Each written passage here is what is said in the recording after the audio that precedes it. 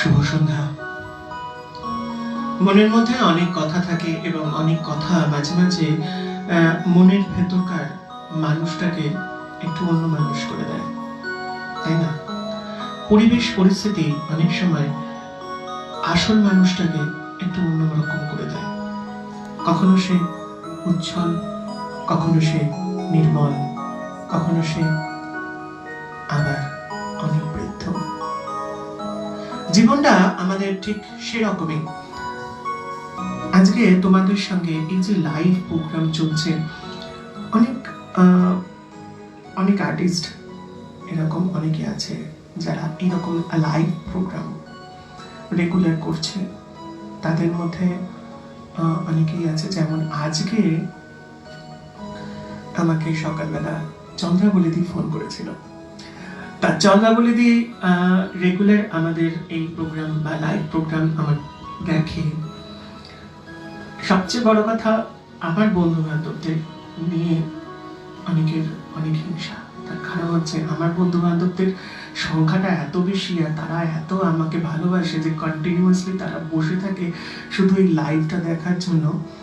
আর সে কারণের জন্য সে আমাকে শুধু একটা কথাই বললো আজকে, আমার বেশ ভালো লাগলো, যে তুমি মানুষের জন্য অনেক কিছু ভাবো এবং অনেক কিছু করো, সেই জন্য মানুষ তোমাকে এত বেশি ভালোবাসে। শুধু কি তাই ভালোবাসে? মানুষের জন্য করলে আমার মনে হয় মনে রাখার প্রয়োজন নেই, অবশ্যই মানুষ আমাকে ভালোবাসে, আমার বন্ধুরা আমাকে ভালোবাসে, আর সেই ভালোবাসাই অন্যের হিংসার হয়তো কারণ হয়ে যাচ্ছে। দিদি হয়তো হিংসা নয়, এটা দিদির আনন্দ যে উনি বললেন যে আমরা যখন লাইভ করি তখন আমাদের ভিউয়ার্স খুব মেরে কেটে, বা আমাদের মতন যারা আছে তারা যখন লাইভ করি তখন আমাদের ভিউয়ার সংখ্যা হয় খুব মেরে কেটে, হলেও 100 কাছাকাছি বা 100 ছুঁই 100 হলে পরে আমাদের অনেক শান্তি। কিন্তু সে জায়গায় তোমার প্রথম লাইভেই 300 350, এটা কি হচ্ছে? এবার আমরা সমস্ত শিল্পীরা তোমার বাড়িতে গিয়ে আমরা আক্রমণ করব আর ধর্ণা দিয়ে বসবো যে এত দর্শক তোমার কি করে হয় লাইভে। আজকাল অনেক জায়গায় অনেকে এরকম লাইভ করছে, কারণ এখন সত্যি কথা বলতে কি লকডাউন পিরিয়ড, আর এই পিরিয়ডের মধ্যে আমাদের সবকিছুই কেমন যেন একটু বন্ধ বন্ধ হয়ে গেছে। জীবনটাই যেন একটা কেমন এক জায়গায় থেমে গেছে।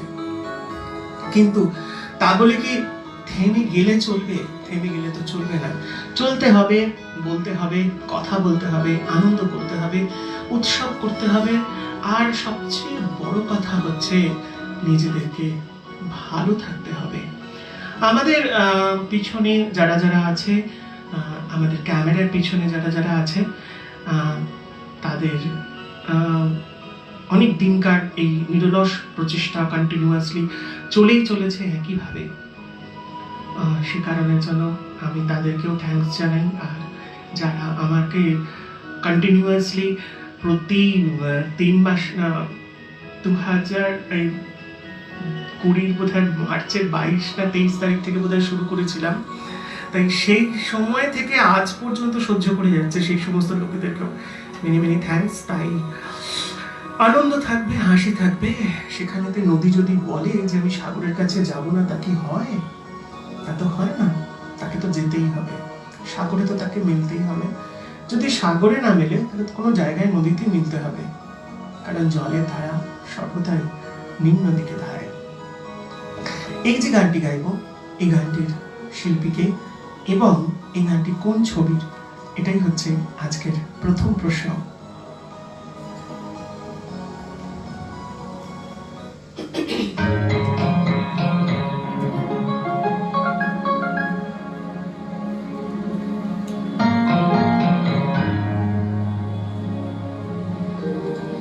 আমি আরেকবার প্রথম থেকে যাচ্ছি। আমার যিনি সাউন্ডম্যান আছেন তিনি মাঝে মাঝে একটু ঘাবড়ে যান, আর মাঝে মাঝে শিল্পীর দিকে না তাকিয়ে নিজের দিকে তাকিয়ে থাকেন, তাই সেক্ষেত্রে একটু সমস্যা তৈরি হয়।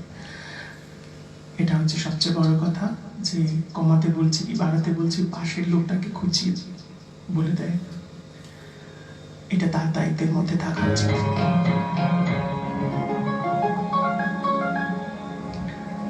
মিউজিকটা একটু কমবে, হবে আছে গলার সাউন্ডটা একটু কমবে। Thank you very much.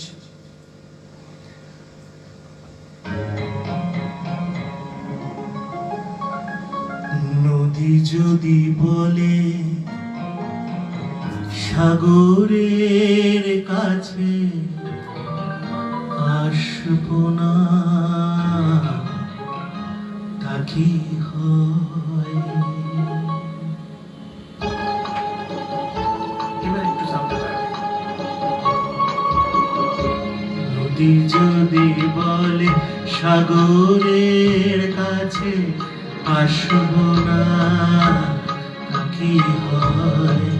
মেঘ যদি বলে আকাশের বুকে ভাসবো না, তা কি হয়? তা কি হয়?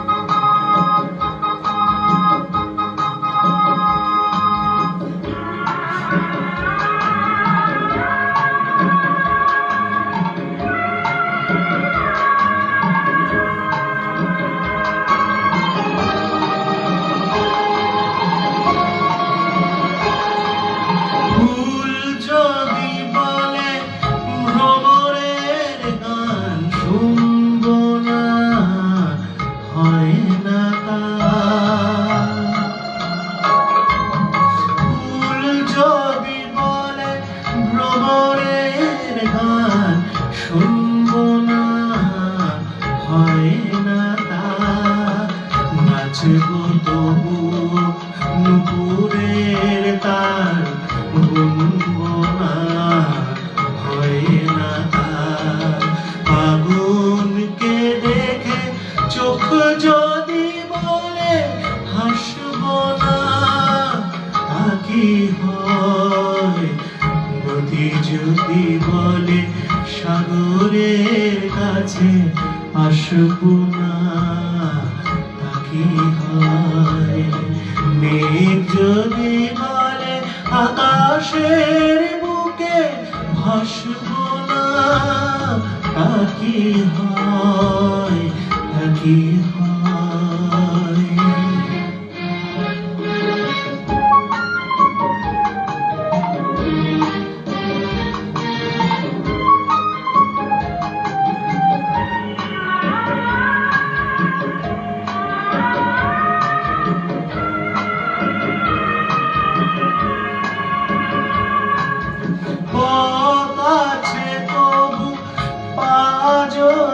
বলে চলবো না, হয় না পথ আছে তবু পা যদি বলে চলবো না, হয় না বুকে কথা মুখে বলে যদি কিছু বলবো না, হয় না ভালোবেসে যদি মন বলে ভালোবাসবো না, তা কি হয়? নদী যদি বলে সাগরের কাছে আসবো না, তা কি হয়? মেঘ যদি বলে আকাশের বুকে ভাসবো না, তা কি হয়? তা কি হয়? আজ আমাদের প্রতাপ দা তিনিও আজকে লাইভ করছেন। আশা করি তাদের অনুষ্ঠান ভালো হোক, এটাই আমার কাছে একটি শুভকামনা। আগামী দিন তাদের কাছে আরো উজ্জ্বল হোক। জীবনে অনেক কিছু আমরা দেখেছি, করেছি, একসঙ্গে চলেছি অনেকদিন। বিশেষ বিশেষ কিছু কারণে বা বিশেষ বিশেষ কিছু মুহূর্ত আজও আমাদের মধ্যে বা আমাদের স্মৃতিতে চিরজাগরুক হয়ে আছে। আমাদের জীবনেও সেরকম কিছু কিছু মুহূর্ত, অনেক কিছু ভালো লাগা, অনেক কিছু খারাপ লাগা, বিশেষ কিছু মুহূর্ত চিরজাগরুক হয়ে থাকে। পরবর্তী যে গানটি জিত ছবির একটি গান, এই গানটিতে একজন বিশেষ জনের আমার একজন বিশেষ জনের রিকোয়েস্টে গানটি গাইছি। আজ সেই মানুষটিকে আমার একটা শ্রদ্ধাঞ্জলি এই গানটির মাধ্যম দিয়ে তার রিকোয়েস্টে এই গানটি গাইব। তো তার আগে শুনে নেব আজকের অবশ্যই উত্তর। আজকের উত্তর অনেকে সঠিক উত্তর দিয়েছেন যারা, তাদের মধ্যে হচ্ছে অনুপম কুমার, চন্দন চ্যাটার্জি, নূপুর সরকার, লোপামুদ্রা চ্যাটার্জি, সুদীপ স্বর্ণকার, সুশান্ত ভট্টাচার্য, এরা এবং আরো অনেকে। এইটার মানে সবার লিস্ট করা সম্ভব নয়, তাই বিশেষ কয়েকজন যারা প্রথম 5-6জন যারা এই উত্তর দিয়েছে তাদের অবশ্যই তারা সঠিক উত্তর দিয়েছে। ছবির নাম অজস্র ধন্যবাদ, আর গানটি গেয়েছেন শৈলেন্দ্র সিং, একজন পাঞ্জাবি, তিনি এই গানটি গেয়েছেন। এছাড়াও অনেক গানই গিয়েছেন, আমরা আগে শুনিয়েছি গানগুলো। যাক, এর পরের যে উত্তর প্রশ্ন তার অপেক্ষায় থাকবো। আর আমি একটু চাইবো যে আমার পিছন দিকে যারা ব্যাক ক্যামেরায় আছে তারা একটু তাদের নিজেদের দায়িত্বগুলো পালন করুক, ইশারায় কাজ করুক, লিপে নয়। আর এর পরের যে প্রশ্নটি সেটি হচ্ছে যে আমরা যে ছবিটির নাম বললাম জিত, এই ছবিতে গানটি গেয়েছেন আলকা ইয়াগনিক, উদিত নারায়ণ।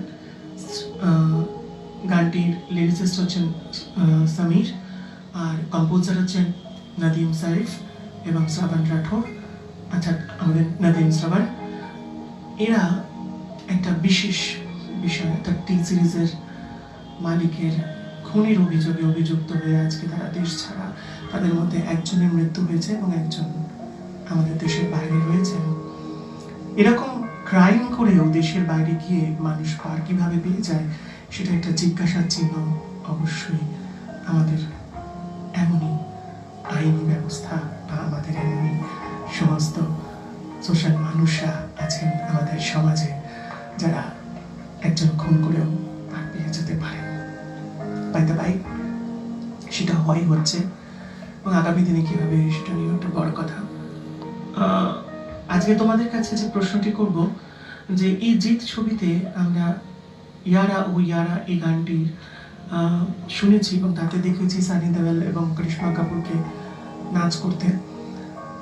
আজকে তোমাদের কাছে প্রশ্নটি হচ্ছে যে সানি দেওয়ালের সঙ্গে আরেক একজন অ্যাক্টর এই ছবিতে আছে, যেখানে করিশ্মা কাপুর সানি দেওয়ালকে ছেড়ে দিয়ে তার সঙ্গে প্রেমে লিপ্ত হচ্ছে। আমরা জানতে চাইবো সেই অ্যাক্টরের নাম কি, এটাই হচ্ছে প্রশ্ন। চলে যাবো এবার গানে এবং সেই বিশেষ জনের অনুরোধে এই গানটি।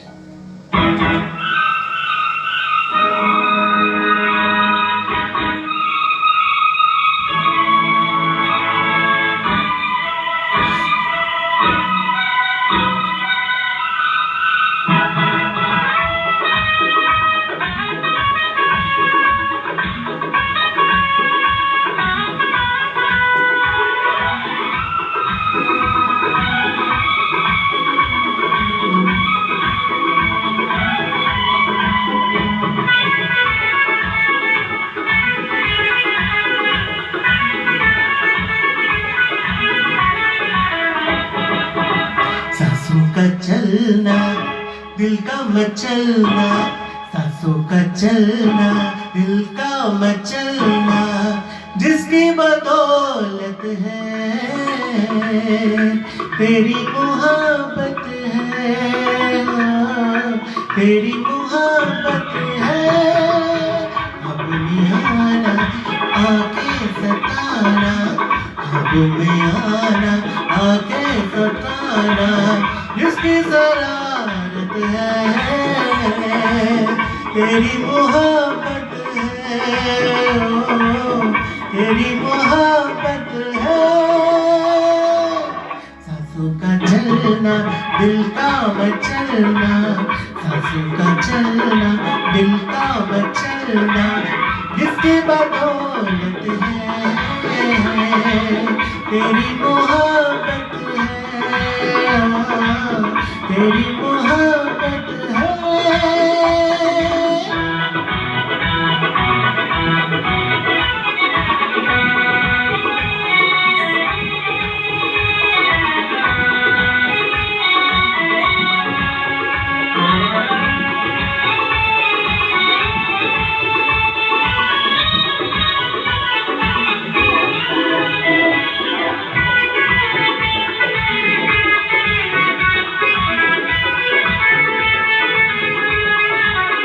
तेरा जैसा नहीं कोई, नहीं कोई मेरी जाने वफा, तेरी हंसना तेरा चलना नहीं देखी मैंने ऐसी अदा। तेरा जैसा नहीं कोई, नहीं कोई मेरी जाने वफा, तेरे हंसना तेरा चलना नहीं देखी मैंने ऐसी अदा। ये खुशबू ये आँखें ये चेहरा तू लगती है कम से बड़ी। मैं होता अगर कोई शायर तो करता कोई शायरी। केसों का गिरना दामन में आना, केसों का गिरना दामन में आना, किसकी इनायत है तेरी मोहब्बत है, तेरी मोहब्बत है। ख्वाबों में आना आके सताना, ख्वाबों में आना आके सताना, जिसकी शरारत है तेरी मोहब्बत है, तेरी मोहब्बत है।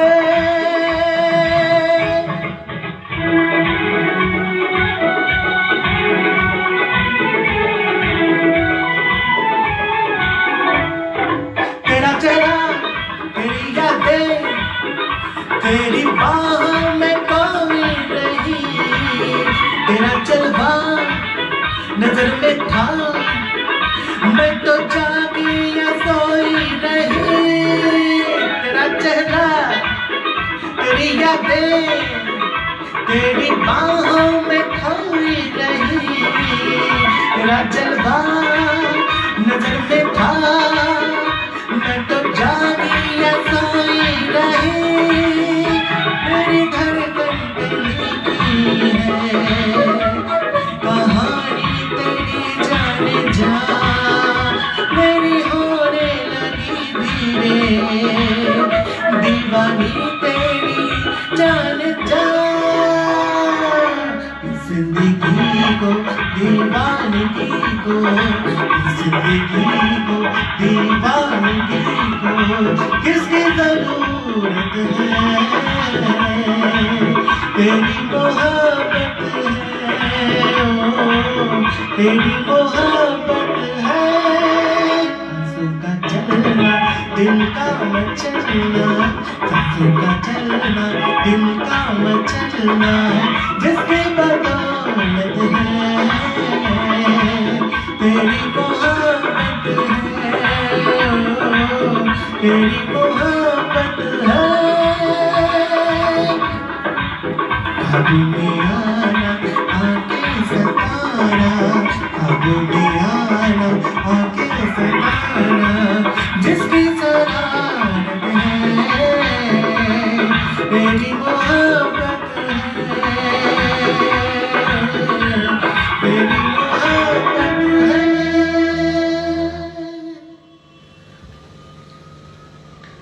এবারে উত্তরের পালা। অবশ্যই উত্তরের দিকে যাব।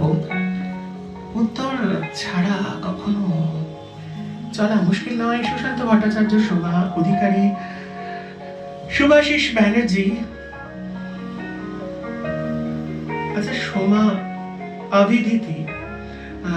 অভিদিতি, শুভাশিস ব্যানার্জি, মহুয়া নাগ, সৌরভ কয়াল, সুদেব স্বর্ণকার, শুভ্রা অধিকারী, ব্যোমকেশ নাগ, সবাই মিলেই, এবং পিছনেও আরো আছে, ওরে বাবা রে, দেবযানী মজুমদার, তুলিকা গাঙ্গুলি, রীতা দাস, মৃন্ময়ী মুখার্জি, লোপামুদ্রা চ্যাটার্জি, গৌরাঙ্গ চক্রবর্তী এবং সুব্রত মজুমদার, এরা সবাই মিলেই একদম সঠিক উত্তর দিয়েছে Salman Khan. Thank you very much. আমরা এবার একটা গল্প বলি, অনেকক্ষণ ধরে তো গান হচ্ছে। আজকে আমরা একটা বিষয় নিয়ে আলোচনা করছিলাম যে আমাদের কিছু কিছু ঘটনা আছে, কিছু কিছু বিষয় আছে, আমরা এমনি বাড়িতে বসে আজকে অনেকদিন পর, একটু কাজকর্মের পর দুপুরবেলা একটু সুযোগ পেয়েছিলাম, তাই আমরা বসে একটু গল্প করছিলাম, এবং সেই সুযোগের মধ্যে হঠাৎ আমার একটা পুরনো গল্প মনে পড়ে গেল। আমি তখন বললাম যে চলো আজকে এই গল্পটা আমরা লাইভে বরঞ্চ বলি। ওরা হয়তো ভাববে যে হনি আর হনি কি করে হয়, মানে কিছু কিছু বিষয় আছে যেগুলো ঘটনা ঘটে, এবং কিছু কিছু ঘটনা আছে যে ঘটনাগুলো ঘটে যায়। অনেকে বলে এটা অঘটন, বাট অঘটন নয়, এটাকে একটা আকস্মিক ঘটনা, যে ঘটনাটার মধ্যে একটা একটা রহস্য আছে। কিন্তু কি সেই রহস্য? আমরা বিশেষ বিশেষ কিছু কিছু ঘটনার মধ্যে এমন ভাবে ইনভলভ হয়ে পড়ি, তা সেই ঘটনার মধ্যে থাকতে থাকতে আমাদের মানসিকতা এমন একটা জায়গায় পৌঁছয় যেখানে মেমোরিজ গুলো একটা বিশেষ জায়গায় পৌঁছে যায়। যেমন আমরা একবার সবাই মিলে কেদারনাথ বেড়াতে গিয়েছিলাম। কেদারনাথ, আগের কেদারনাথ, নতুন কেদারনাথ নয়। নতুন কেদারনাথের গল্পর কথা বলছি না, এটা পুরনো কেদারনাথে যখন ছিল তখন প্রথমবার আমরা 4 ধাম বেড়াতে গেছিলাম, প্রায় 30-35 জন একসঙ্গে। এরপর মানে বদ্রীনাথ ধাম ঘুরে আমরা যখন কেদারনাথের উদ্দেশ্যে রওনা হব, এরকম একটা মানসিকতা। আমাদের রাত্রিটা কাটাতে হয়েছিল রুদ্রপ্রয়াগে। এই রুদ্রপ্রয়াগে একটা অবিস্মরণীয়, মানে অতি স্মরণীয়, অবিস্মরণীয় এবং অতি স্মরণীয় ঘটনা একটা ঘটেছিল।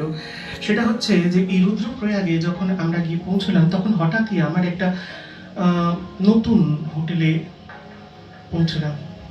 সেই হোটেলটি আজও আছে, হোটেল সাংগ্রিলা।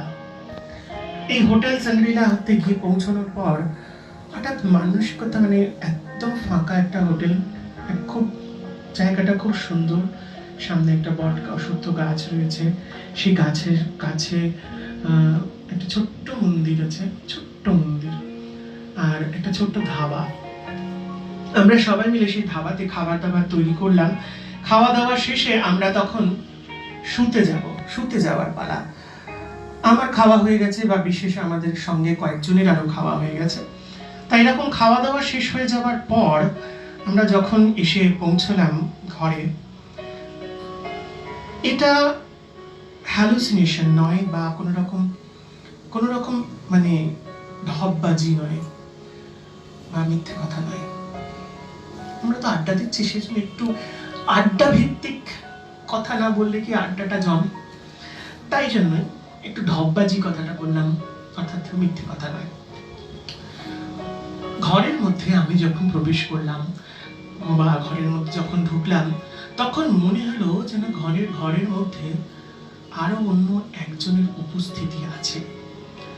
দেখে খুব চিন্তায় পড়লাম। চিন্তায় পড়ার পর আমরা ভাবতে লাগলাম কে। মনের মধ্যে নানা রকম সংশয় উপস্থিত হলো। উপস্থিত হওয়ার পরেতে আমি একটু কায়দা করলাম তখন, মানে আমাদের সঙ্গে যারা ছিল তাদের কয়েকজনকে বললাম তোমরা বাইরে কি একটু দাঁড়াও। তার মধ্যে সুশান্ত ছিল, প্রশান্ত চক্রবর্তী, আমাদের দিলুদা ছিলেন, আর বিশেষ কয়েকজন ছিলেন। বুবুলদা তো সবসময় থাকে এখানে, সেদিনেও ছিল। তা একজন বিশেষ ব্যক্তি উপস্থিতি সেদিনকে অনুভব করলাম। তবে সেই বিশেষ ব্যক্তিটি একজন মানে অন্যরকম ভাবে এসেছেন, শরীরে নয়।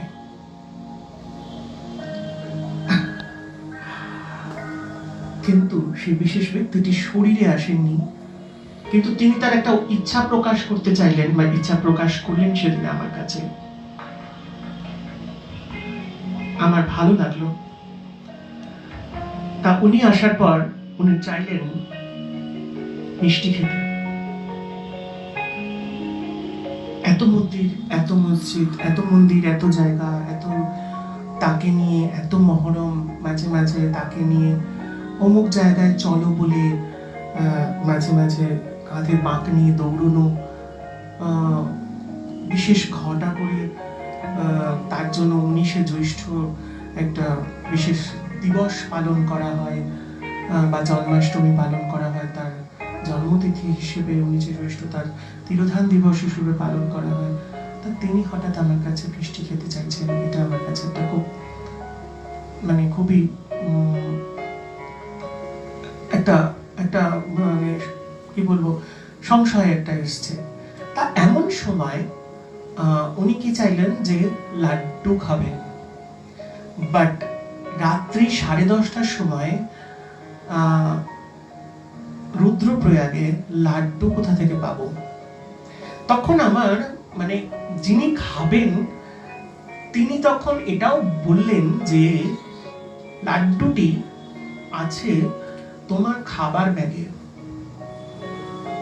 আমার তো মাথায় তখন একটা চিন্তার বিষয় হলো, সে আবার কি, মানে যিনি খাবেন তিনি এটাও জানেন যে কোথায় রাখা আছে, এবং সেই গন্ধে গন্ধে উনি চলে এসেছেন। বলা উচিত নয়, সরি, কিন্তু মানে আমি ভাগ্যবান, তার জন্য অশেষ ভাগ্যবান। এবং তিনি এবং আমি তখন গুগলদা এবং যারা যারা আমার প্যাকেজ গুছিয়েছেন, প্যাকেজিং করেছে সমস্ত মাল মেটেরিয়াল, তাদেরকে ডাকলাম। ডাকার পরে বললাম যে লাড্ডু আছে আমাদের মিষ্টির প্যাকেটটার মধ্যে। তা যিনি টোটাল মিষ্টির দায়িত্বে ছিলেন, মিষ্টি টিষ্টি কিনে নিয়ে আসার জন্য, মানে আমাদের যতজন আছে তারা এরকম কলকাতার মিষ্টি তো ওখানে পাওয়া যাবে না, তাই ওখানে তো সমস্ত কিছুই প্যারা জাতীয় মিষ্টি বা গুড় জাতীয় মিষ্টি। তা আমাদের এখানের মতন সন্দেশ বা আমাদের এখানকার মতন বিষয় সেরকম জিনিস তারা কিনে নিয়ে গেছে, যেমন হিন্দুস্তানের সন্দেশ, হিন্দুস্তানের কাজু বরফি, হিন্দুস্তান সুইটস আর কি, হিন্দুস্তান সুইটসের তালশাঁস, এছাড়া হলদিরামের সোনপাপড়ি, তিওয়ারির সোনপাপড়ি, এই সকম মানে বিভিন্ন রকম মানে কি বলবো, একটা বেশ রগরগে ব্যাপার। বাট কেউ লাড্ডু কিনে নিয়ে যায়নি, এবং ইনফ্যাক্ট সবাই একই উত্তর যে লাড্ডু তো আনিনি। বুবুল্লাকে যখন প্রশ্ন করলাম, বুবুল্লা বললো যে না, আমি তো প্যাকিং করেছি নিজে, বাট আমি তো কোনো লাড্ডু পাইনি। আমার মনের মধ্যে থেকে তখন চিন্তাটা যাচ্ছে না যে লাড্ডু ব্যাপারটা, তাহলে তিনি কেন বললেন আমার খাবার ব্যাগে লাড্ডু আছে। বাট আমি তখন বললাম তোমরা কি সত্যি শিওর? বলে যে আমি নিজে, বুবুল্লা বলেছে আমি নিজে হাতে প্যাকিং করেছি, আমি জানবো না। দিলুদা ছিল, দিলুদা তখন আগের দিন এসে গেছিল, দিলুদা মানে জয়দেব বসু, উনিও আগের দিন এসে গেছিলেন। উনিও তখন বললেন যে আমরা নিজে হাতে প্যাকিং করতে, তার কথাটা একটু অন্যরকম। না দাদা, আমি বলছি শুনো না, কত আমরা তো কিছু কিনে নিই এরকম জিনিস।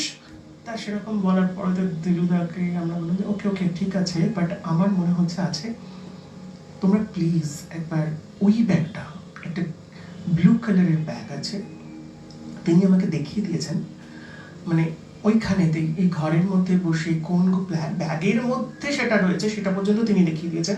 আমি একটা ব্লু কালারের ব্যাগ আছে, বর্তমানে সেই ব্যাগটা নিয়ে আমরা এখন রক্তিমার দল বাইরে প্রোগ্রাম করতে যাই। সে সময় কবে হবে জানি না, যাকে গল্পে ফিরে আসি।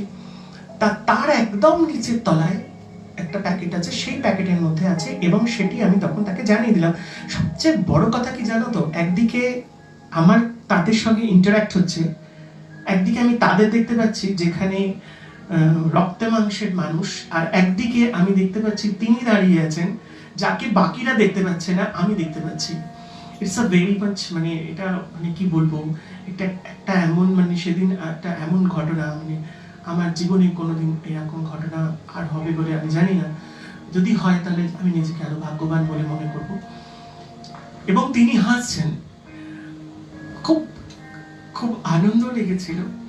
এবং তখন আমি তার দিকে তাকাচ্ছি, তারা বুঝতে পারছে যে কেউ একজন ওখানে দাঁড়িয়ে আছে, কারণ তারা উপলব্ধি করছে, মানে বিশেষত বুবুল্লাহ এরা উপলব্ধি করছে যে একজন কেউ ঘরের মধ্যে, মানে আমি ছাড়া একজন সেকেন্ড পার্সন কেউ একজন ঘরের মধ্যে আছে, বাট তাকে তারা দেখতে পাচ্ছে না, এবং তারা উপলব্ধি করতে পারছে যে সে আছে। তখন বুবুল্লাহ বললেন, আর তর্ক করো না, চলো আমরা গিয়ে খুঁজি। তখন বললো, কি খুঁজবো, আমরা তো কিছু আনিনি। বুবুল্লাহ বললো যে আমিও তো জানি আমি আনিনি, তবু যখন বলছে তখন খুলতে অসুবিধা কোথায়। তা বুবুল্লাহ দেওয়া এবং কিউরিওসিটি অনুযায়ী তখন ওইখানেতে আমরা প্রায় 34-35 জন একসঙ্গে গিয়েছিলাম। সবাই ওই ব্যাগের উপরে হামড়ে পড়েছে যে মিরাকেলটা কি দেখবো। Really it's a really big miracle to meet on that day. যে যখন সমস্ত মিষ্টির প্যাকেটগুলো বার করা হলো, একদম নিচে একটি packet full of intact packet ছিল। যে প্যাকেটটা তিওয়ারির একটি প্যাকেট ছিল, সেই তিওয়ারির প্যাকেটের মধ্যে তিওয়ারির লাড্ডু ছিল। সোনপাপড়ির বদলে, সোনপাপড়ি তো ছিলই, 2 প্যাকেট সোনপাপড়ি নিয়ে আসা হয়েছিল। তার মধ্যেই দোকানদার ভুলবশত একটি প্যাকেটে সোনপাপড়ির জায়গায় লাড্ডু দিয়েছিল। সেটা তখন ধরা পড়ল এবং সেই লাড্ডু সেদিন তাকে ভোগ দেওয়া হয়েছিল, এবং আমরা সবাই সেদিন রাত্রে সেই ভোগের প্রসাদ পেয়েছিলাম। এবং আমরা নিজেরা সেই দিনের জন্য তার সশরীরে বলবো না, তার স্বমহিমায় উপস্থিতি এবং চেয়ে নেওয়া, চেয়ে খাওয়ার মানসিকতা, আজকে সত্যি আমি ভাগ্যবান, আর আমার সঙ্গে যারা গিয়েছিল তারাও সমপরিমাণ ভাগ্যবান। তাই আর গল্প না করে গল্পের দৃষ্টিতে গানে যাই। এখন কোনো প্রশ্ন করতে এই গানেতে ভালো লাগছে না, তাই এখন সরাসরি গানটাই করি, পরের গানটাই প্রশ্ন করব।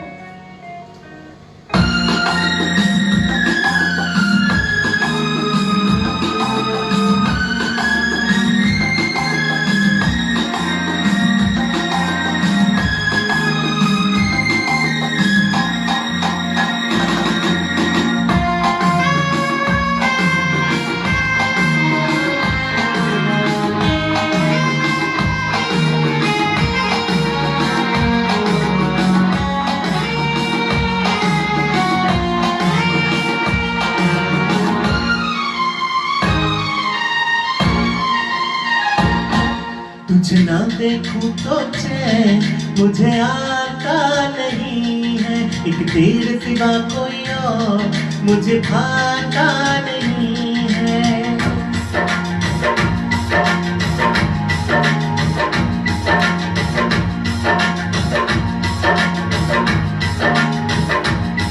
तुझे ना देखूं तो चैन मुझे आता नहीं है, एक तेरे सिवा कोई मुझे भाता नहीं है।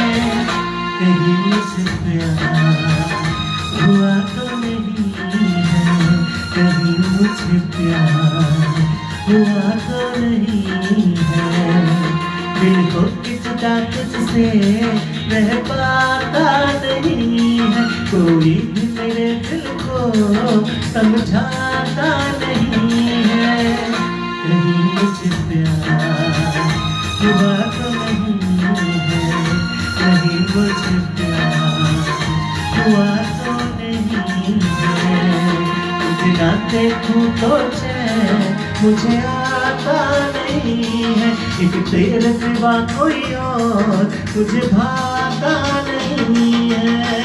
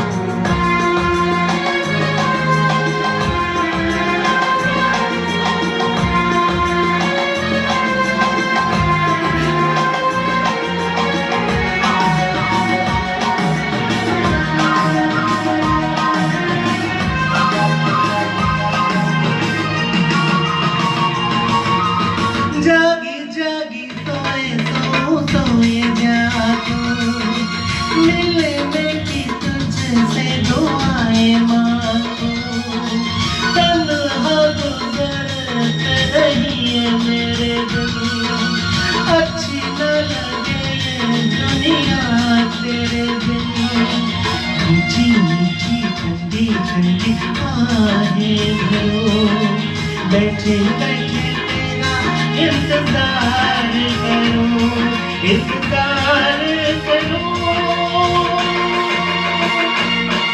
ऐसे में कोई मुझसे कहलाता नहीं है, ऐसे में कोई मुझको बहलाता नहीं है। तुझे ना देखूं तो चैन मुझे आता नहीं है। कहीं मुझे प्यार हुआ तो नहीं है, कहीं मुझे प्यार हुआ तो नहीं है।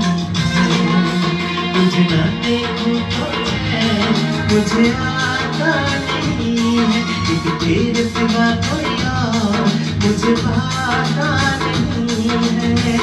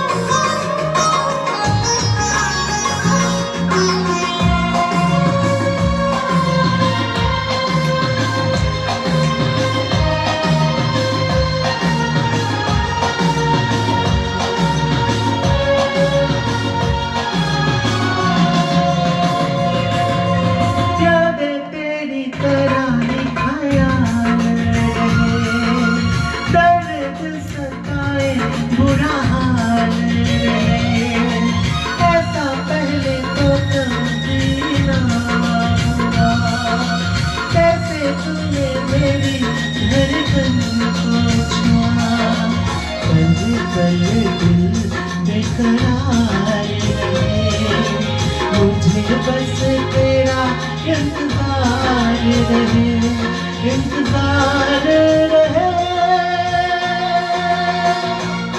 उलझन ये मेरी कोई सुलझाता नहीं है, उलझन ये मेरी कोई सुलझाता नहीं है। एक तेरे सिवा कोई और मुझे भाता नहीं है। कहीं मुझे प्यार हुआ तो नहीं है, कहीं मुझे प्यार हुआ तो नहीं है।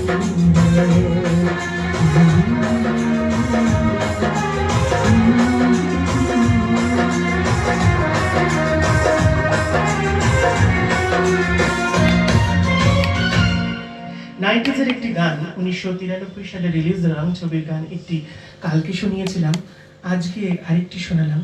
এই গানগুলো সত্যি মনে রাখার মতো। আরেকটা 90s এর গান আমার খুব মনে পড়ছে। এই 90s এর এই গানটি গাওয়ার পর অবশ্যই আমি আরেকটি গল্প শোনাবো।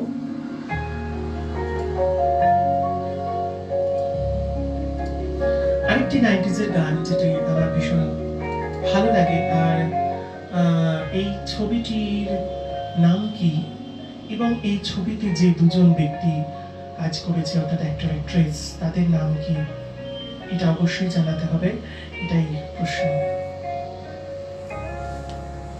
গানটি শুরু করি।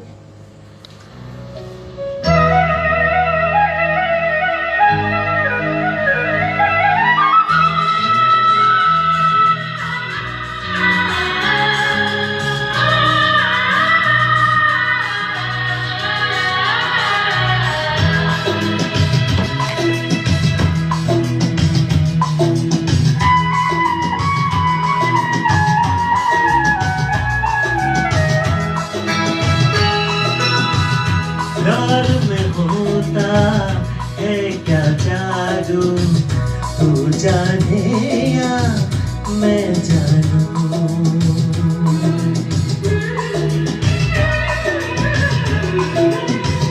प्यार में होता है क्या जादू, तू जाने या मैं जानूं।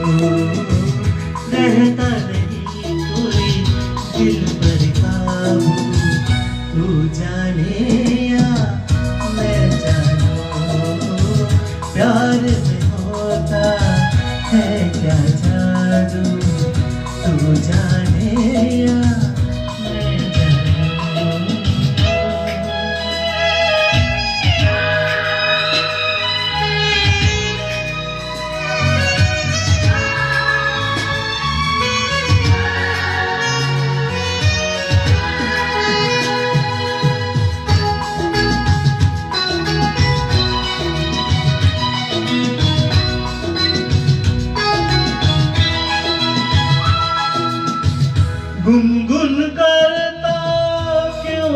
करता है कोई भंवरा बाहों में।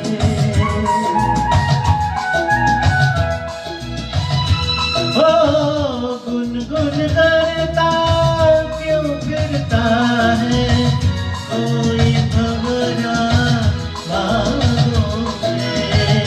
क्यों होती है फूल में खुशबू तू जाने या मैं जानूं। प्यार में होता है क्या जानू तू जाने या मैं जानूं।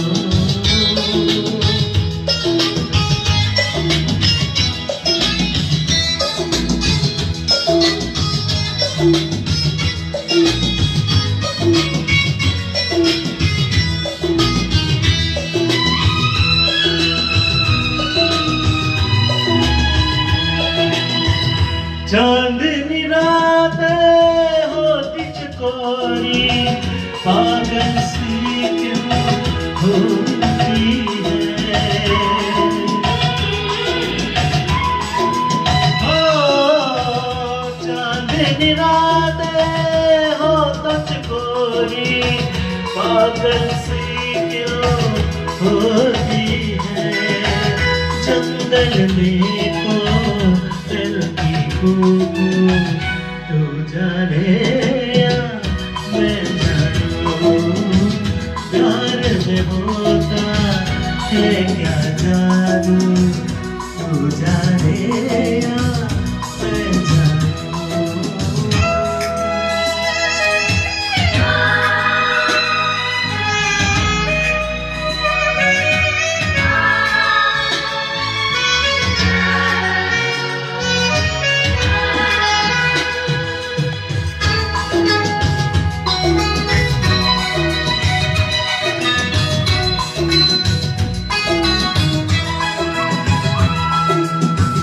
जैसे हरियाली और सावन जैसे बरखा और बादल।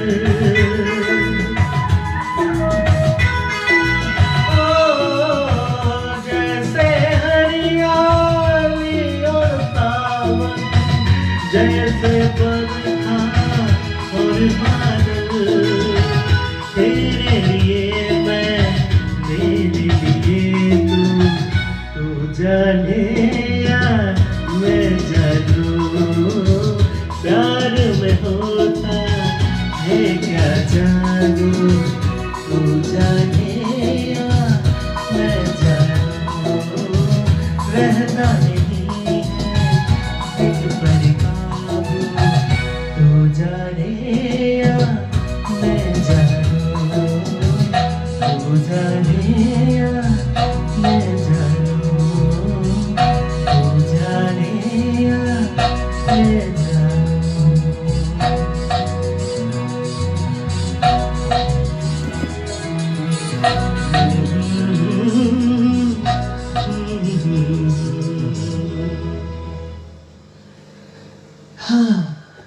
গানটা ভালো না? আমার ভীষণ পছন্দের একটি গান। পাপা कहते हैं ছবি থেকে অনুপম খের পাপা। আর যারা অভিনয় করেছিলেন যুগল হংসরাজ এবং ময়ূরী, অ্যাক্টর অ্যাক্ট্রেস, যারা সঠিক উত্তর দিয়েছে তারা হলো ওরে বাবা দেবযানী মজুমদার একদম প্রথমেই, লোপামুদ্রা চ্যাটার্জি, গৌতম দাস, দেবশ্রী মণ্ডল, রিমা রায়, অরুণাভ ঘোষ, সুশান্ত ভট্টাচার্য, রবীন্দ্র কুমার, আর রবি আমার রানীক্ষেতের বন্ধু, Raju Santra, Mrinmoyee Mukherjee, Indrani Hira, Suparna Ganguly. Thank you very much. একদম সঠিক উত্তর পাপা कहते हैं ছবিতে অ্যাক্টর অ্যাক্ট্রেস যে দুজন ছিল যুগল হংসরাজ এবং ময়ূরী। আমরা এরকম অনেক জায়গায় বেড়াতে গিয়ে এরকম অনেক বিশেষ বিশেষ মুহূর্তের মধ্যে পড়েছি। চার ধামের কথা যখন বললাম তখন একটা কথা তোমাদের সঙ্গে শেয়ার না করে পাচ্ছি না। লাস্টবার কেদারনাথের ঘটনা ঘটার পর আমরা একবার গিয়েছিলাম গঙ্গোত্রী। কেদারনাথ সেবারে যাব না ঠিক করেই গেছিলাম।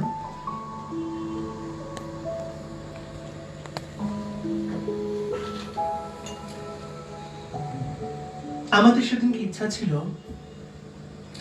যে আমরা যাব এবং চলে আসব। আমার সঙ্গে ছিল মুগুলদা, মা, মুগুলদার স্ত্রী চাপা, ছোট্ট শানু, পচা, মানে পচা শান্তনু, আমরা তাকে পচা বলে ডাকতাম, মনীষা ছিল, রাজীব, কুশল, এরকম অনেকেই, কিন্তু সবাই সেদিনকে যেতে পারেনি। আমার মা, গণেশ দা, আমরা গাড়ি নিয়ে গেছিলাম একদম এখান থেকে ডাইরেক্ট গঙ্গোত্রী। তো তারা সবাই বাড়িতে ছিল। কেউ বিশ্বাস করতে পারেনি যে আমরা সেদিনকে যাব এবং সেদিনকে ফিরে আসব, এবং অনেকেই বলেছে যে না, তারা ফিরে আসবে না। কিন্তু আমার বাড়ির লোকেরা বলেছিল যে তারা যখন গেছে তখন তাদের কথা রাখবে এবং তারা ফিরে আসবে। গল্পটা অনেকে গল্প বলে নেবে, কিন্তু প্রকৃতপক্ষে এটি গল্প নয়, একদম সত্য ঘটনা, চাক্ষুষ ঘটনা। আমরা গঙ্গোত্রী থেকে রওনা হয়েছিলাম সকাল 6:30 7টার সময়। আমরা সেখান থেকে এক একটা চটি পার করে যখন গঙ্গোত্রী গিয়ে পৌঁছলাম তখন দুপুর 2টো না 2:30 বাজে। দুপুর 2টো বা 2:30 সময় যখন গিয়ে আমরা যখন ওখানে পৌঁছলাম তখন সবার পেটে ছুঁচোয় ডন মারছে। বাট তখন একদম গোমুখের সামনে, গঙ্গোত্রী থেকে গোমুখ যাত্রা মাঝখানে অনেক কিছু নতুন হয়ে গেছে। রাস্তা, পটচিত্র বদলে ফেলেছে। কেদারনাথের ওই ভয়াবহতায় গঙ্গাও নিজের অস্তিত্বকে ধরে রেখেছে, কিন্তু পথ পরিবর্তন করে ফেলেছে।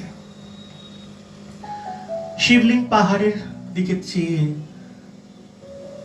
যখন আমরা পৌঁছলাম শিবলিং পাহাড়ের পাশ দিয়ে, গিলা পাহাড় পেরিয়ে গঙ্গোত্রী গোমুখ দর্শন করতে, গোমুখে গিয়ে গোমুখ দর্শন যখন করতে যাচ্ছে সবাই, আমি অনেকবার গোমুখ গেছি এবং অনেকবার গোমুখ দর্শন করেছি এবং তোমাদের ইউটিউবে ছাড়া আছে, তরস বলে একটি ফোল্ডারে, সেখানেতেও গোমুখ আছে। একদম সামনে থেকে গোমুখের ছবি তুলে নিয়ে এসেছিলাম। তাই আমি বললাম যে আজকে এত লটবহর নিয়ে, কারণ আমরা অনেক খাবার দাবার নিয়ে, অনেক সোয়েটার টোয়েটার নিয়ে, মানে কি হয়, যখন শুরু করেছিলাম যাওয়া তখন টেম্পারেচার ছিল -5। যখন রোদ উঠলো তখন টেম্পারেচার হয়ে দাঁড়ালো 20 থেকে 22। এবার তার সঙ্গে হাঁটা চলছে, কন্টিনিউ 18 কিলোমিটার হাঁটা। 18 কিলোমিটার হাঁটতে গিয়ে তখন আমাদের একটু ঘাম বেরিয়ে গেছে আর কি। আর স্পিডে হাঁটা, 3টে গ্লেসিয়ার পার করতে হয়। তো 3টে গ্লেসিয়ার পার করে যাওয়া এবং ফেরার সময় অ্যাজ ইউজুয়াল একই রাস্তা। তো সেরকম বিভিন্ন চুটি পার হয়ে গিয়ে পৌঁছে সেখান থেকে কাজ মিটিয়ে যখন ফিরে আসছি, আমি দেখছি ওরা কেউ আসছে না। তা আমি ভাবলাম যে ওরা এতক্ষণ ধরে দেখছে, যখন মজা পেয়েছে একটা এত সুন্দর জিনিস, যে গঙ্গাকে সারা জীবন তারা চোখের সামনে দেখেছে, আজ সেই গঙ্গার উৎসস্থলটা কোথায় সেটা চোখের সামনে দেখছে। এটা তো একটা বড় প্রাপ্তি ওদের কাছে, সেই কারণের জন্য ওদের তো ভালো লাগতেই পারে। তা সেই হিসেবে আমি সেখানে কিছুক্ষণ অপেক্ষা করলাম, কিন্তু সেখানে একটি প্রবলেম হলো, একটা জাপানিজ দল সেখানে গিয়েছিল, তারপরে একটা ফ্রান্সের কিছু টুরিস্ট তারাও সেখানে গিয়েছিল, ফ্রান্স থেকে এবং আমেরিকা থেকে। তাদের সঙ্গেও বসে কিছুক্ষণ কথাবার্তা আমার হলো, কিন্তু একটা সময় তারাও সবাই চলে গেল। একটা সময় এলো যখন আমি একা। সে সময় খালি মনে হচ্ছে যে পাহাড়ের পিছন থেকে অনেকগুলো মানুষ নেমে আসছে আর আমাকে ধাক্কা দেবে খাদের দিকে। এই চিন্তাটা মনের মধ্যে হঠাৎ ঘুরে উঠল। ভয় পেয়ে গেলাম।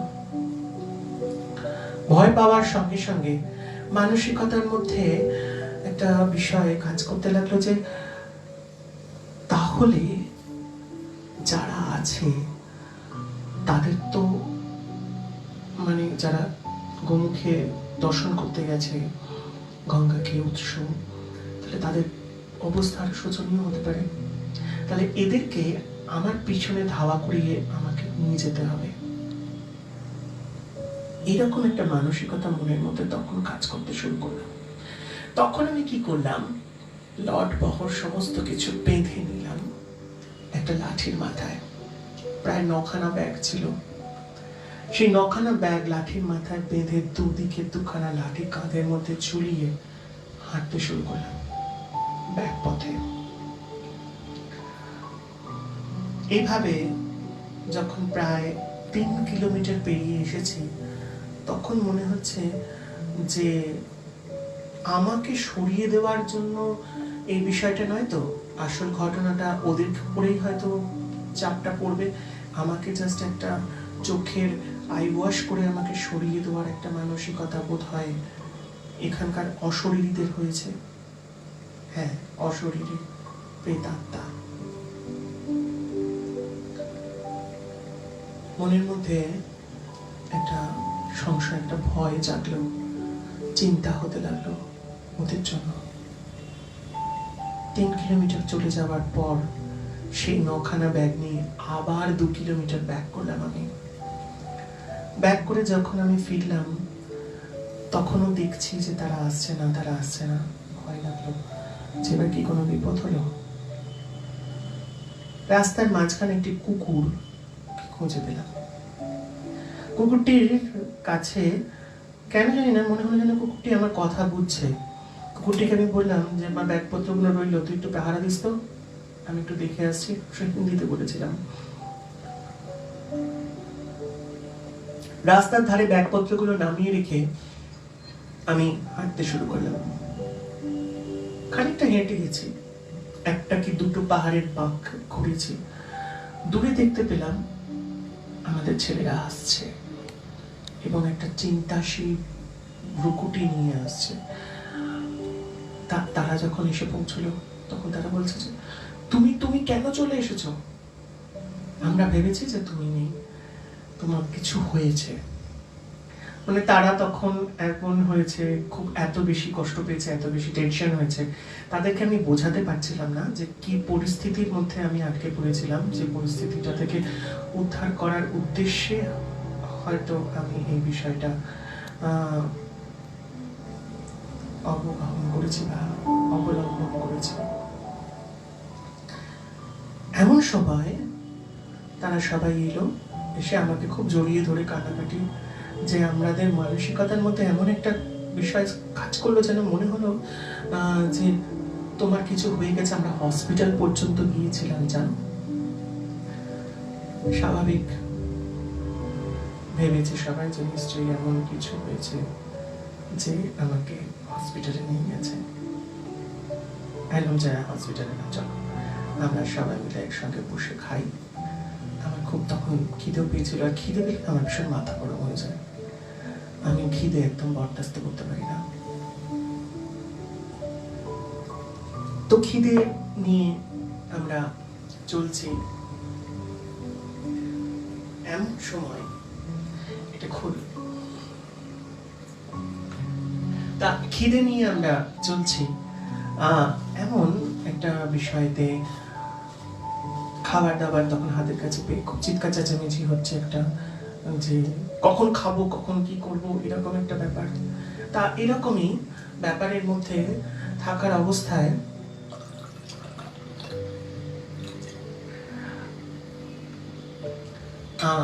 এরকম একটা ব্যাপারের মধ্যে থাকার পরে হঠাৎ করে আমরা ফিরে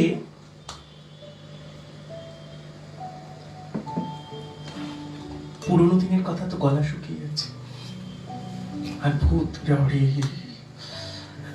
তাই যাই হোক, হঠাৎ করে বুবুলার মাথায় চাপলো কি আমি একটু মানে আমরা যে রাস্তাটা দিয়ে এসেছি, অ্যাকচুয়ালি কি হয়, আমি না যখন কোনো বিষয় বা কোনো জায়গা দিয়ে যাই আমার মাথার মধ্যে সেই বিষয়টা বা সেই জায়গাগুলো এমনভাবে ছবির মতন আটকে যায় যে পরে যদি সেই রাস্তাটা কোনো রকম ভাবে একটু পরিবর্তিত হয় তাহলে সঙ্গে সঙ্গে আমার মাথার মধ্যে ক্লিক করে। সেই রকমই একটা রাস্তাটা দেখছি, যে রাস্তা দিয়ে আমরা গিয়েছিলাম সেই রাস্তাটা আর রাস্তার জায়গায় নেই, সেই রাস্তাটায় ধস নেমে গেছে। ফিরবো কি করে? বুবুলদা ভাবলে বোধ আমি ভীষণ রাগ করেছি। রাগ করে আমি তখন খাদের ধারে গিয়ে নদীর ধার দিয়ে কিভাবে রাস্তা আছে সেই রাস্তাটা দেখে আমরা যেখানে ধসটা নেমেছে সেই ধসের পরেতে অন্য একটা রাস্তায় কিভাবে উঠবো সেটা দেখতে যাচ্ছি। বুবুলদা ভেবেছে আমি বোধহয় মাথা খারাপ হয়ে গেছে আমার, আমি সুইসাইড করতে যাচ্ছি। সেই সব দিয়ে একটা বিতিকিচ্ছিরি অবস্থা। যাই হোক, তাকে আমি বোঝালাম, বোঝানোর পরে তো সে একটু শান্ত হলো, কিন্তু মানুষের দিক থেকে মেনে নিতে পারছে না অ্যাকচুয়ালি কি হয়েছে না পেয়ে প্রত্যেকের মধ্যে একটা ট্রমা হয়ে গেছে, একটা ট্রমা কাজ করেছে ওই মুহূর্তের মধ্যে। অন দ্যাট টাইম আমরা শুধুমাত্র সেই সময় 6 জন লোক হেঁটে যাচ্ছি, আর একটিও লোক নেই, not a dog, only we are 5 person। হাঁটতে শুরু করলাম পাহাড়ের পাশ দিয়ে, জঙ্গলের ভেতর দিয়ে ধীরে ধীরে এগোতে শুরু হলো।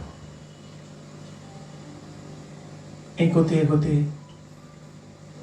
এসে পৌঁছলাম আমরা যখন, তখন অন্ধকার প্রায় ধীরে ধীরে বাড়তে শুরু করেছে। প্রত্যেকটা চটিতে আমাদের তখন একটা জায়গা আছে যেখানেতে থামতে হয় এন্ট্রি করার জন্য। কিছুক্ষণ দাঁড়ানোর পর সেখানকার লোকেরা হঠাৎ আমাদের জিজ্ঞাসা করতে আরম্ভ করলো, আপনারা ফিরবেন? আমি বলছি হ্যাঁ।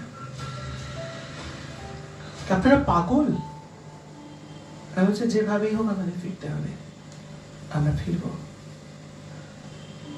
যখন যদি ফিরতে চান ফিরুন, কিন্তু একটা বিশেষ কথা আপনাদের বলে রাখি, যত তাড়াতাড়ি পা চালাতে পারবেন তত তাড়াতাড়ি পা চালিয়ে বেরিয়ে যাবেন।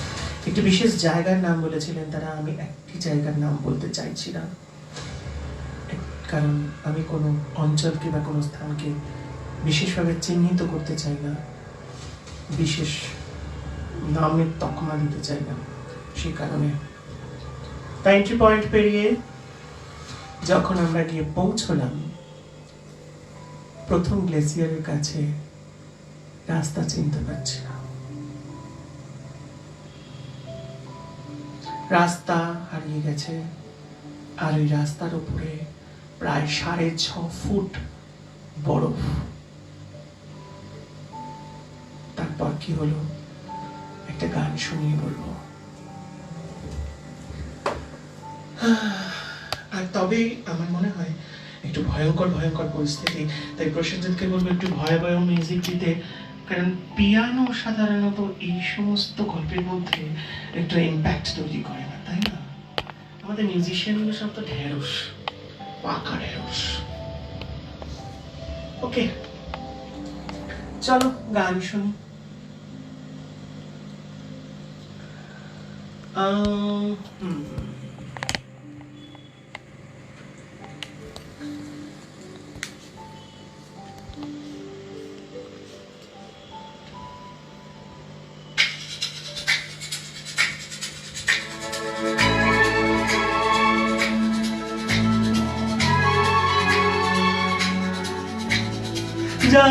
যায় রে বেলা যে বয়ে যায় রে পারি না কেন হায় রে বাঁধিয়া রাখিতে এই প্রাণ এই প্রাণ এই প্রাণ এই প্রাণ যায় রে বেলা যে বয়ে যায় রে কেন হায় রে বাঁধিয়া রাখিতে এই প্রাণ এই প্রাণ এই প্রাণ এই প্রাণ যায় রে বেলা যে বয়ে যায় রে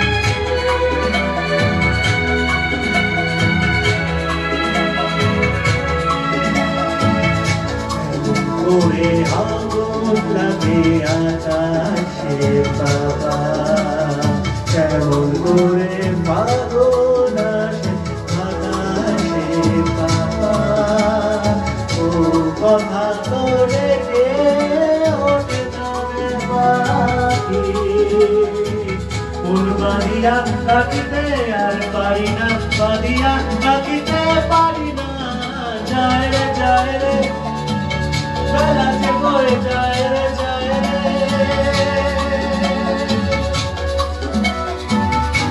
যদি বয়ে যেতে চাই মন পাখি আজকে পেয়েছে পাখনা উড়ে যেতে চায় অসীমের পায়ে আয় ধরিয়া রাখিতে আর পারি না ধরিয়া রাখিতে পারি না যায় রে বেলা যে বয়ে যায় রে পারি না কেন হায় রে বাঁধিয়া রাখিতে এই প্রাণ এই প্রাণ এই প্রাণ এই প্রাণ যায় রে যায় রে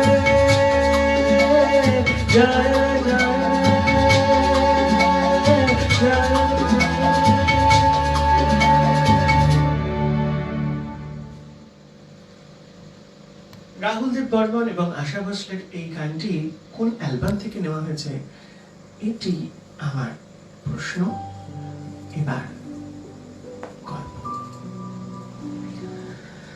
আমরা গ্লেসিয়ারের সামনে এসে দাঁড়ালাম, কিন্তু গ্লেসিয়ারের তখন তো অবস্থা খারাপ। 6 থেকে 6.5 ফুট পর্যন্ত গ্লেসিয়ারের উচ্চতা হয়ে গেছে। রাস্তা বলে কিচ্ছু দেখা যাচ্ছে না। তখন ঘুটঘুটে অন্ধকার নেমে গেছে। ধীরে ধীরে আমরা তখন একটা একটা করে পায়ের স্টেপিং দিয়ে, অর্থাৎ আমরা সবাই বুট পরেছিলাম, তাই পায়ের ভারী বুট দিয়ে ঠুকে ঠুকে এর মধ্যে গর্ত করার প্রচেষ্টা করলাম। কারণ ওই মাথার উপরে উঠে দেখতে হবে যে অরিজিনাল রাস্তাটা কোথায় আছে না নেই। আমরা যেহেতু নাচ প্র্যাকটিস করি, তো সেই কারণে লিফটিং এর ব্যাপারটা আমাদের কাছে খুব ইজি পন্থা ছিল। সো আমি তখন কি করলাম, হাত থেকে হাত কাঁধ দিয়ে এবং রাজীবকে উপরে তুলে দিলাম। রাজীব উপরে উঠে বলল, রাস্তা দেখতে পেয়েছি। তার মানে আমাদেরকে ভাওতা দেওয়ার উদ্দেশ্যে এরকম একটা মডিউল তৈরি করে রাখা হয়েছে অন দ্য ওয়ে, যাতে আমরা কোনোভাবেই সেখানে থেকে বাড়ি পৌঁছতে না পারি। ওকে, ঠুকতে শুরু করলাম আমরা। হাতে আমাদের লাঠি ছিল, লাঠি দিয়ে খুঁচিয়ে খুঁচিয়ে সিঁড়ির মতন করে ধাপ তৈরি করতে শুরু করলাম। এই সিঁড়ির মতন করে ধাপ তৈরি করার পর ধীরে ধীরে এগোতে শুরু করলাম। পা ফেলছি, যত পা ফেলছি মনে হচ্ছে পিছনে আরো অনেক লোক আসছে। আমাদের পায়ের সঙ্গে সঙ্গে আরো অনেকগুলো পা এগিয়ে আসছে আমাদের পিছনে, তার সঙ্গে অনেক কথা। কথাগুলো কখনো হিন্দি, কখনো গুজরাটি, হালকা হালকা দু একটা বিহারি, কিছু কিছু কথা আসছে তামিলিয়ান। সব রকমের একটা জগা খিচুড়ি মার্কা কথা, কলতান একটা বলতে পারো। পাখি যেমন বিকেল বেলা ঘরে চলে গেলে যেরকম একটা কাচর ম্যাচর আওয়াজ, কানের গোড়ায় একটা আওয়াজ কন্টিনিউয়াসলি চলতে লাগলো। ইনফ্যাক্ট সেটি আমি একা নয়, প্রত্যেকটা লোক শুনছে। সবার ভেতরে হৃদপিণ্ড শুকিয়ে গেছে। মনীষা কাঁদতে শুরু করলো, আমি বাড়ি ফিরতে পারবো না, আমার খুব ভয় করছে, আমি বাড়ি ফিরতে পারবো না, আমার হাত পা ঠান্ডা হয়ে যাচ্ছে, আমি পারছি না। তখন যেন মনে হলো আমার বকাটা তার কাছে একটা বড় কাজ হবে। সঙ্গে সঙ্গে জোরে ধমক দিয়ে উঠলাম, চল আমার সঙ্গে, একটা কথা শুনতে চাই না। আমি হাত ধরে টেনে তাকে তুললাম। কেউ কারোর দিকে তাকাচ্ছে না, সবাইকে বললাম এক ভাবে যাবে আর প্রত্যেকে কথা বলতে বলতে যাবে, যাতে কোনো রকম ভাবে কিছু আওয়াজ না শুনতে পাওয়া যায়। আমি সবার পিছনে যাব। আমি সবার পিছনে হাঁটতে শুরু করলাম। আমি যতক্ষণ পিছনে যাচ্ছি ততক্ষণ পর্যন্ত সব ঠিক আছে। বকুলদা ভাবছে দাদা ভাই যদি পিছনে থাকে, আর দাদা ভাইয়ের যদি কিছু হয় বা ঠেলা মারে বা দাদা যদি কিছু অঘটন ঘটায়, তাহলে আমাদের কি হবে? এই ভাবনা চিন্তা করে বকুলদা ঠিক আমার পিছনে যেতে যেতে যেতে যেতে আস্তে আস্তে আমার পিছনে এসে দাঁড়ালো। আমি বললাম, তুমি পিছনে গেলে কেন? কিছুক্ষণ পরে বললো, দাদা ভাই একটা কথা বলি তোমায়, আমরা যদি, তুমি যদি আমাদের পথ চিনিয়ে নিয়ে যেতে পারো এই অন্ধকারে, তুমি একমাত্র পারবে। আর তুমি যদি পথ না চিনিয়ে নিয়ে যেতে পারো, তাহলে আমরা কোনোভাবেই আর পৌঁছতে পারবো না। তাই আমি তোমার পিছনে থাকবো, তোমাকে সেভাবে এসো। আমি ঠিক আছে, কিন্তু আমার মনে হয় আমি পিছনে থাকলে আমাকে ওরা টাচ করবে না। মনের মধ্যে একটা খুব বেশি কনফিডেন্স লেগে গিয়েছিল এবং প্রচন্ড পরিমাণের রাগ একটা মাথার মধ্যে আগুন জ্বালিয়ে দিয়েছিল। হঠাৎ হাঁটতে হাঁটতে দেখছি আমরা গ্লেসিয়ারটা আস্তে আস্তে শেষ হচ্ছে। আমরা একটা জঙ্গলের মধ্যে প্রবেশ করলাম। আরেকটি জঙ্গলের মধ্যে প্রবেশ করার সঙ্গে সঙ্গে দেখলাম পাহাড়ের মাথায় কোথাও একটা লাল ফুলকি উঠে উঠে যাচ্ছে, অনেকগুলো লাল ফুলকি। তার মানে কি ওখানে আগুন জ্বলছে? হ্যাঁ, আস্তে আস্তে এগিয়ে গেলাম সেদিকে। দূরে একটা পাহাড়ের মাথায় আগুন জ্বলছে। আমরা চিৎকার করলাম, হ্যালো হ্যালো। সামনে যারা যাচ্ছিল সঙ্গে সঙ্গে পিছন করে, কি হলো, কাকে দেখেছ? দেখ, দূরে উপরে আগুন জ্বলছে, লোক আছে। সবাই উপরে তাকালো, আমিও তাকালাম। কোথায় আগুনের ফুলকি? কোথায় আগুন জ্বলছে? খুটখুটে অন্ধকার, একটা হাসি, কর্কশ। বুকের ভেতরটা চমকে উঠল। কি হবে? হাঁটা আমাদের বন্ধ করলে চলবে না। পরবর্তী গ্লেসিয়ারের কাছে আমাদের ফিরতে হবে। আমরা যদি আটকে যাই তাহলে সমস্যা, প্রবল সমস্যা।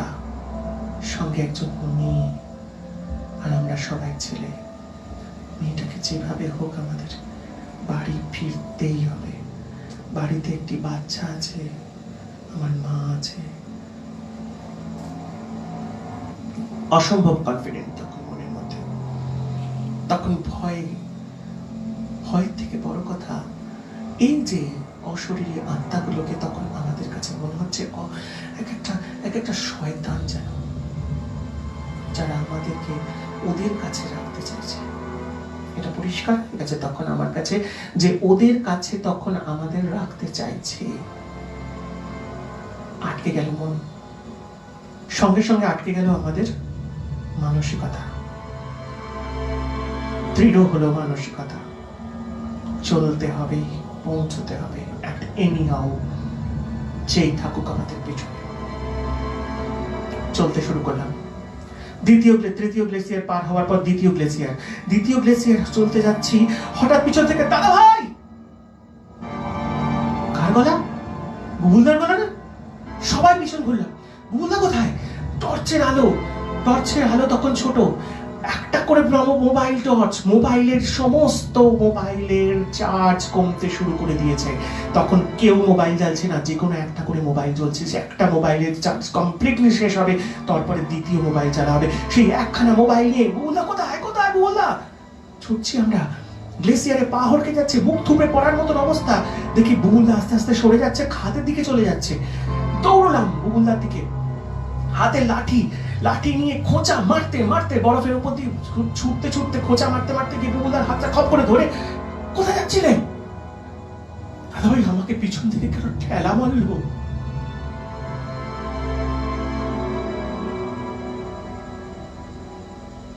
টেনে তোলা হলো বুবুলদাকে ওই অন্ধকারের মধ্যে। তাকে টান মেরে ধরে তুলে নিয়ে এসে বরফের মধ্যে দিয়ে হুমড়ি খেয়ে কোন রকমে আস্তে আস্তে গিয়ে আমি তাদেরকে বললাম, কেন তো আমি পিছনে যেতে চেয়েছি, এবার বুঝতে পারছো?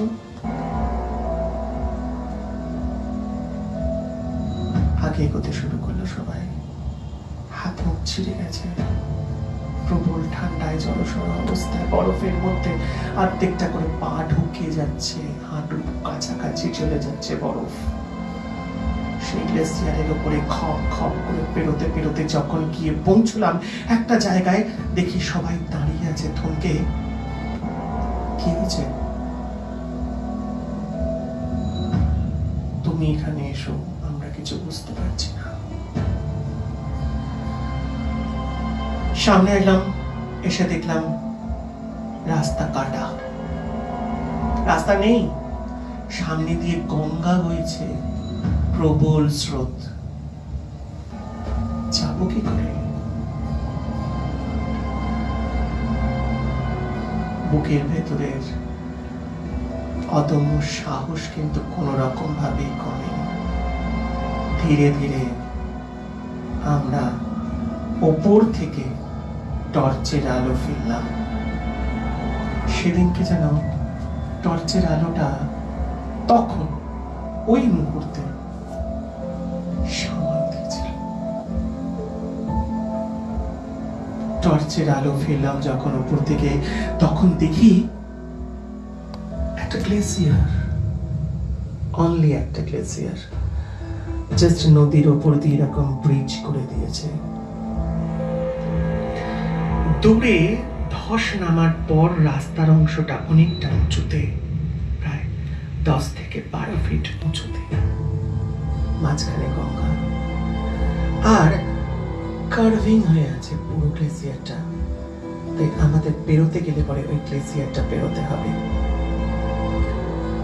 কোন রকম কথা উচ্চ বাচ্চা না করে নেমে পড়লাম আমি সেই সময়। আমি আমাকে নামতে দেখে খাদের মধ্যে সবাই নামতে আরম্ভ করলো।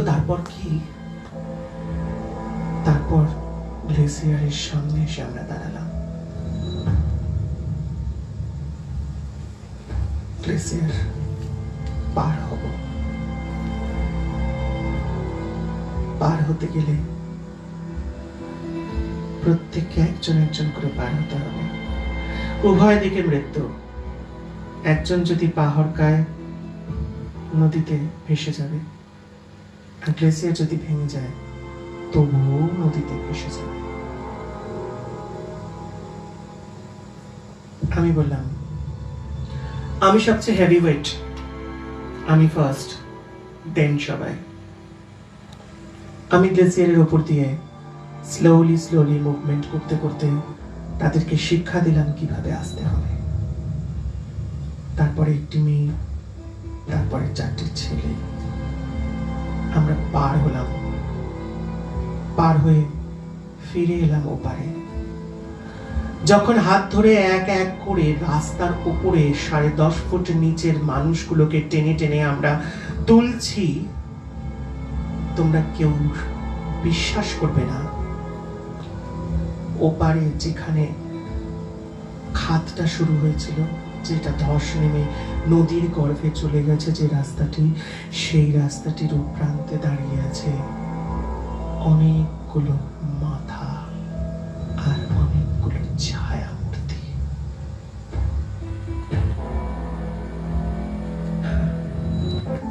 মন তখন বলল, চল ভাই, বিপদ কেটেছে, ঝড় উবে গেছে। ওদের দৌড় ওই খাদ পর্যন্ত। যদি খাদে আমরা না নেমে ওখানে দাঁড়িয়ে দিতাম, তাহলে ছিল আমাদের মৃত্যু অবধারিত। তারপর আস্তে আস্তে এক একজনের মোবাইলের টর্চ নিভতে শুরু করলো। শেষ মোবাইলের টর্চের আলোটি নেভার সময় যখন হলো, তখন আমরা গঙ্গোত্রী থেকে মাত্র 500 মিটার দূরে ছিলাম। দূরের আলো দেখে দেখে ফিরে এলাম হোটেলে রাত্রির 11:15টার সময়। শেষ হলো আমাদের গঙ্গোত্রী যাত্রা। এরপর আর গঙ্গোত্রী কখনো যাইনি। ভয়ের জায়গা থেকে এবার ফিরে আসি গানের জগতে। চলো, আজকের শেষ গান। তার আগে আমাদের সময় বোধহয় অনেকটাই পেরিয়ে গেছে। আর একটু সময় পাওয়া যাবে? 1 ঘন্টা 15 মিনিট, 1 ঘন্টা 2 মিনিট হয়ে গেছে, 20 মিনিট। সরি, তাহলে তো আর তো পাওয়া যাবে না। তাহলে আমরা আজকে শেষ গান করছি। অবশ্যই শেষ গান, এই গানটা ছাড়া মনে হয় ভালো লাগবে না। আমার সঙ্গে তোমরাও করো। মুকেশজির একটা খুব সুন্দর গান। আর এখন আর প্রশ্ন করব কি? চলো একটা করেই নি। এই ছবিটি নাম কি, আর এই ছবিতে মূল চরিত্রে কোন দুজন অ্যাক্টর অ্যাক্ট্রেস ছিলেন?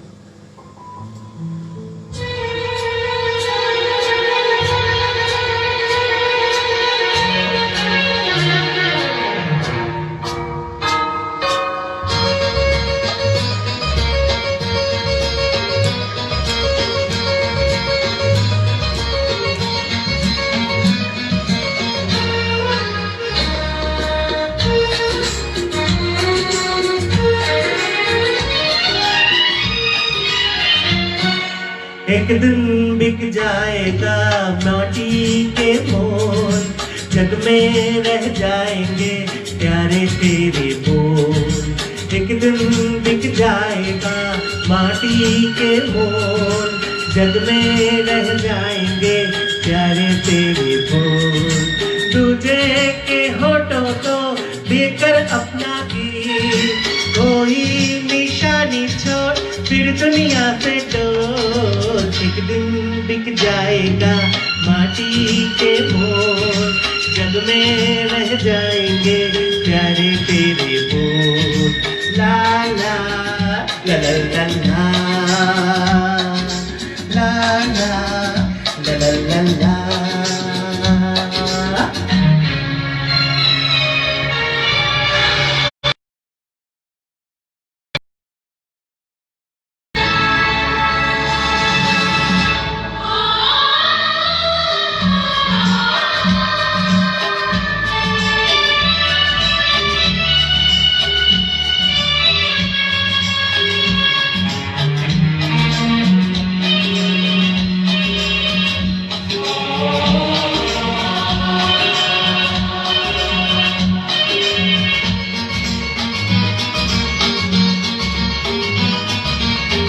होनी पथ में कांटे लाख बिछाए, होनी तो फिर भी क्या यार मिलाए,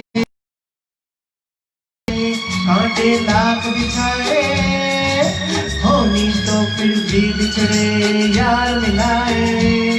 ये बिरहा ये दूरी दो पल की मजबूरी, फिर कोई दिल वाला कहे तो घबराए।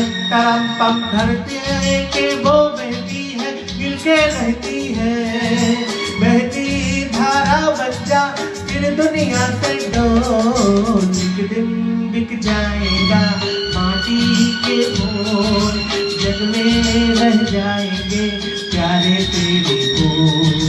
ला ला ला ला ला ला ला ला ला ला ला ला ला।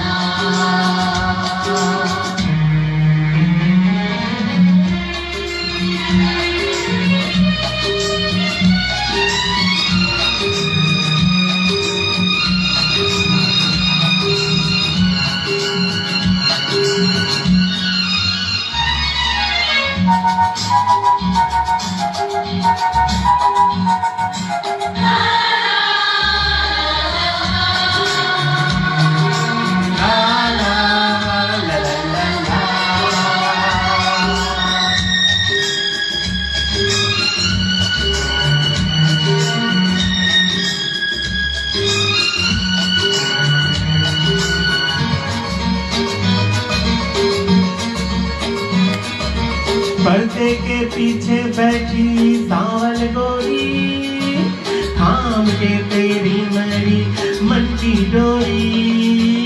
पर्दे के पीछे बैठे सांवल गोरी, थाम के तेरे मेरे मन की डोरी।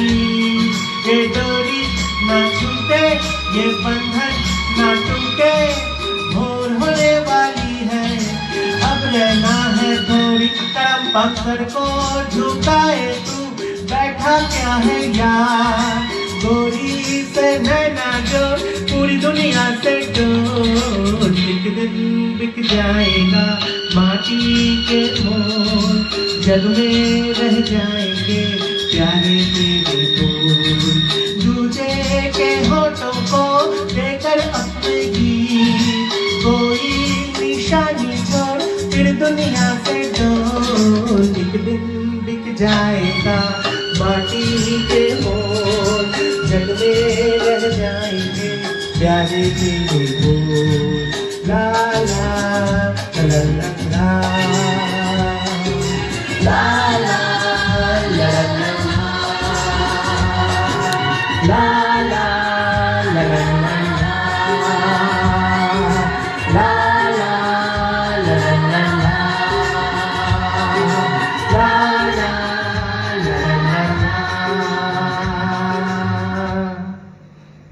আমাদের অনুষ্ঠান শেষ হওয়ার পালা।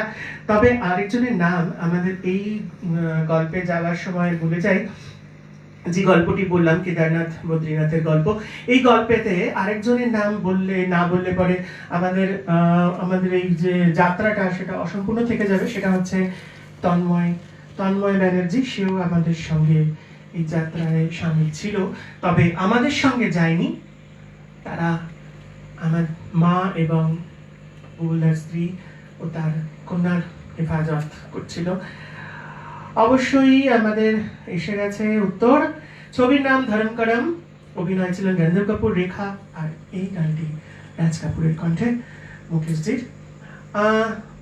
ছবি যারা উত্তর দিয়েছে সঠিক উত্তর: রবীন্দ্র কুমার, থ্যাংক ইউ, রবি, দিকপাল চ্যাটার্জি, সঞ্চালী বন্দ্যোপাধ্যায়, অনুপম কুমার, সুশান্ত ভট্টাচার্য, তুলিকা গাঙ্গুলি, অমূল্য কুণ্ডু, রীতা দাস, দেবাশিস অর্থাৎ কল্লোলদা। Thank you very much. আজকের মতন এখানে বিদায় নিচ্ছি। অনেক গান রয়ে গেল বাকি, আবার হবে দেব না তোমাদের ফাঁকি। কালকে জুড়বে এই গানগুলো আমাদের নতুন গানগুলোর সঙ্গে। আবার দেখা হবে আগামীকাল একই সময়। ততক্ষণের জন্য শুভরাত্রি, টাটা বাই বাই।